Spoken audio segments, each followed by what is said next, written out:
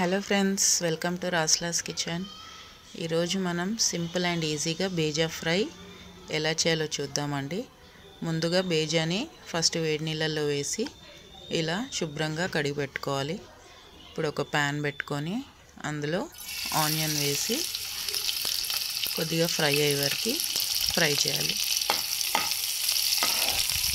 Onion కొద్దిగా brown colour వచ్చిన తర్వాత అందులో కొత్తిమీర, పుదీనా, పచ్చిమిర్చి, పసుపు, కొద్దిగా సాల్ట్ వేసి ఫ్రై చేసుకోవాలి. అల్లం వెల్లుల్లి పేస్ట్ కూడా వేయాలి. ఇలా అన్నీ వేసి బాగా కలుపుకున్న తర్వాత ఇప్పుడు అందులో కొద్దిగా సాల్ట్, కొద్దిగా కారం వేసి కలుపుకోవాలి.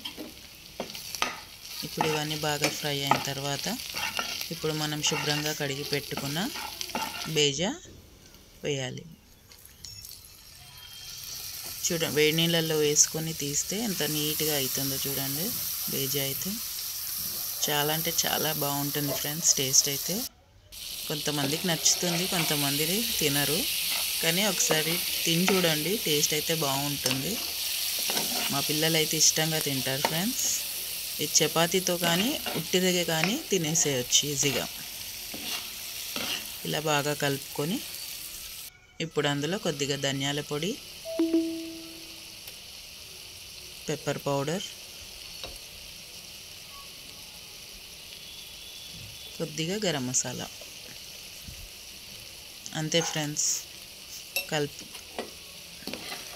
కొద్దిగా కలుపుకొని, ఎక్కువ కలిపేయొద్దండి, అది మొత్తం ఇట్లా చిన్న చిన్నగా అయిపోతుంది. సో ఇలానే